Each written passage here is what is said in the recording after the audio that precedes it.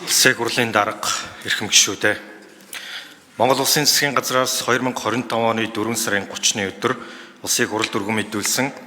Монгол Улсын хөгжлийн 2026 оны төлөвлөгөө батлах тухай Улсын хурлын тогтоолын төслийн 1 дахь хэлэлцүүлгийг эдийн засгийн байнгын хороо 2025 оны 5 дугаар сарын 14-ний өдрийн хуралдаанаар хэлэлцлээ. Төсөл санаачлагч Монгол Улсын хөгжлийн 2026 оны төлөвлөгөө батлах тухай Улсын хурлын тогтоолын төслийг Монгол Улсын нэгдсэн төсвийн 2026 оны төсвийн хүрээний мэдэгдэл,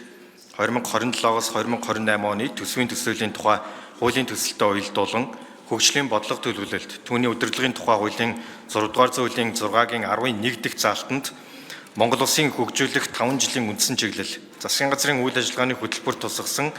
зорилт арга хэмжээг хэрэгжүүлэхээр боловсруулсан байх гэж мөн зөвлөлийн 6-гийн 12 дахь заалтанд санхүүжилтийн их үүсвэрийг тодорхойлсон. Шаардлагатай хөрөнгө оруулалтын хэмжээг урьдчилан тооцсон. Хариуцах эзэнтэй техник эдийн засгийн үндэслэл зураг төсөв нь батлагдсан. Тухайн жилд хэрэгжүүлэх шаардлагатай төсөл арга хэмжээг эренбэлсэн байх гэж заасан шаардлагад нийцүүлэн боловсруулсан гэжээ.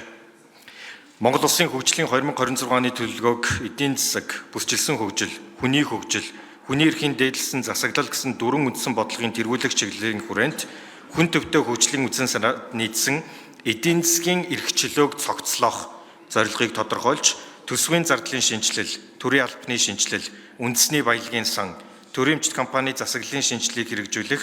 тэргүүлэх ач холбогдолтой хөгжлийн 14 мегацлыг эрчимжүүлж, макро эдийн засгийн доктортой өсөлтийг хангаж, бизнесийн үйл ажиллагаанд оролцох төрийн оролцоог багасгах замаар эдийн засгийн эрхчлөөний шинжилгээг хэрэгжүүлэхээр тусгасан байна. Тогтоолын төслийг парламент сегмент цахим сайтад байршуулж иргэд олон нийтийн саналыг авч байна. Байнгын орооны хуралдаанаар тогтоолын төслийг хэлэлцэх үед Улсын хурлын гишүүн найдлаа 14 мегацлд үр ашигын ач холбогдлын тооцоо судалгаа хийж төслүүдийг эренбэлсэн хэсэг,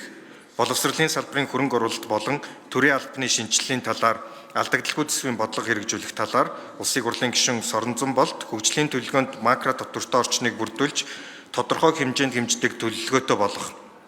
төрийн эмчит компаниудын ажилчдын цалин, топ дамж, ноолуурын бэлтгэлийн их усөр аж ахуйн нэгжүүдийг хэрхэн дэмжих талаар,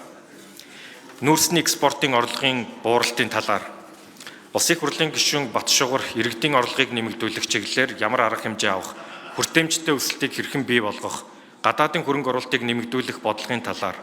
төрийн эмчит компаниудын шинжилгээний талаар, Улсын хурлын гишүүн Ганбаатар биржээр нүүрс арилжаалах үйл ажиллагааны талаар, урсгал зардал өндөртэй оновчгүй хөрөнгө оруулалтын талаар,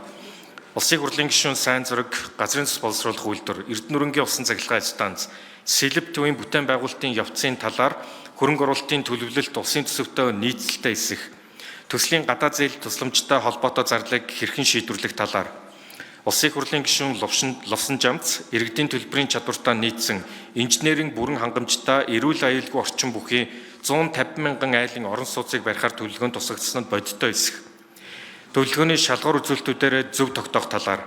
авилгалтаа тэмцэх үндэсний хөтөлбөрийн хэрэгжилтийн үр дүнг нэмэгдүүлж, авилгын төсөөллийн индексийн оноог сайжруулах нөхцөлийг бүрдүүлэх талаар,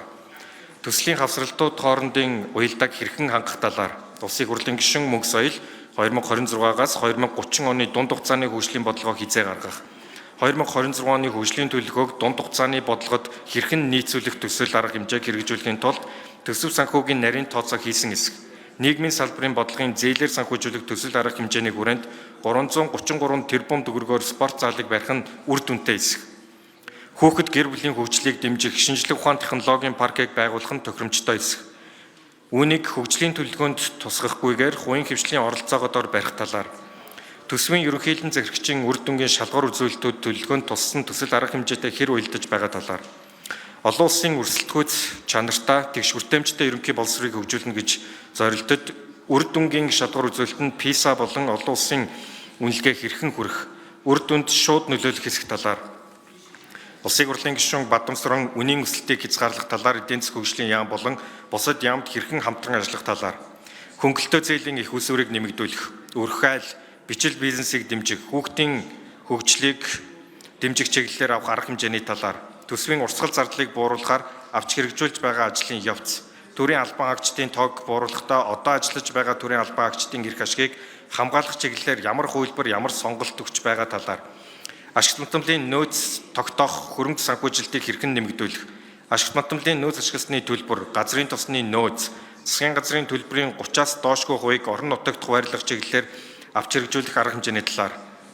Улсын хурлын гишүүн Батнаа Арамдал хиймэл оюуныг төрийн бүх шатанд нэвтрүүлж бүтээмжийг сайжруулах хиймэл оюуны бэлэн байдлыг хангах ажлын явц, Монгол улсын хиймэл оюуны бэлэн байдлын үнэлгээ хийлгэж үндэсний стратеги тодорхойлж дууссан эсэх. 2026 оны хөгжлийн төлөвлөгөөнд тусгагдсан арга хэмжээнүүд нь засгийн газрын үйл ажиллагааны хөтөлбөртөө уялдсан эсэх. Төрөмжит компани бүтээмжийг 30% сайжруулах асуудал шийдлийн талаар, оюу толгой төслийн ажиллах хүчний стратеги төлөвлөгөөг 2026 оны хөгжлийн төлөвлөгөөнд хэрхэн тусгасан талаар,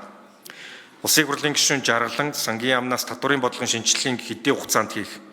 бүсийн хөгжлийг дэмжих бүтээн байгуулалтын төслүүдийг техник эдийн засгийн үндэслэл болон өөдөө тэмүүлэх ган татлагад гүр, хөшгтийн хөндийн туннель төсөл, шинэ их тойруу хурдны зам гэх мэтчлэн өндөр санхүүжилттэй төслүүд Монгол улсын 2024 оны төсвийн тодтолт тусгалтныг тодруулж 14 мега төсөлд 5-7 цахилгаан станцын хөрөнгө оруулалтын их усүрийн талаар тус асуулт асууж хариулт авсан болно. Мөн тогтоолын төсөлтөд холбогдуулан Улсын хурлын гишүүн Соронзон болд макро тогтвортой орчныг бүрдүүлж жилийн хөгжлийн төлөвлөгөөтэй уялдуулах, Улсын хурлын гишүүн Бадамсаран урт хугацаатай хөнгөлөлтөө зээлийг 10-аас 20 дахин нэмэгдүүлэх гэсэн саналыг тодорхой тусгах, ашигт мандамлын нөөц ашигласны төлбөр, газрын засны нөөц ашигласны төлбөрийн 30-аас доошгүй хувийн олборлолтын үйл ажиллагаа явуулж байгаа бүс аймаг сум орон нутгийн хөгжлийн санд хуваарлах эрх зүйн тогтолцоог бүрдүүлэх, хүүхэд гэр бүлийн хөгжлийг дэмжих, Улсын хурлын гишүүн Батнаа Арамдал төрөх үеийн хэвшлийн түншлэлийн тухай, гадаадын хөрөнгө оруулалтын тухай хуулийн шинжилгээг Улсын хурлд яаралтаа өргөн мэдүүлэх, төрөмжит компани болон төсвийн зардлыг бууруулах реформыг яаралтаа эхлүүлэх, Улсын хурлын гишүүн Мөнх соёл тогтоолын төслийн 2-р авсралтын 2-3-т олон улсад өрсөлдөхүйц чанартай тэгш хүртээмжтэй ерөнхий боловсролыг хөгжүүлэх гэснийг олон улсад өрсөлдөхөөс гэснийг хасах талаар үндэсний баялагын сангаар дамжуулан хуримтлалын хөтөлбөрийг хэрэгжүүлж иргэн төлөвлөгөөндөө тусгах нь тохиромжтой эсэх талаар санхүүжилтийн их усргүү төсөл арга хэмжээ төсөл тусгахгүй байх талаар Улсын хурлын гишүүн Найдлаа мегацлүүдийн хөрөнгө оруулалтыг эрэмблэх, Улсын хурлын гишүүн Ганбаатар эдийн засгийн хөгжлийн яам болон бусад яамд хөгжлийн төлөвлөгөөний боловсруулалтанд анхаарах, Улсын хурлын гишүүн Батболд гадаад зээлээр хэрэгжиж байгаа төсөлд хариуцсан яамд хяналтаа сайжруулж хариуцлагатай ажиллах талаар санал хэлсэн болно. Улсын хурлын эрхэм гишүүд Монгол улсын хөгжлийн 2026 оны төлөвлөгөөг батлах тухай Улсын хурлын тогтоолын төслийн нэгдэх хилцүүлгийг явуулах талаар эдийн засгийн байнгын орооны санал дүгнэлтийг хилцэн шийдвэрлэж өгөхийг та бүхнээсээ хүсье.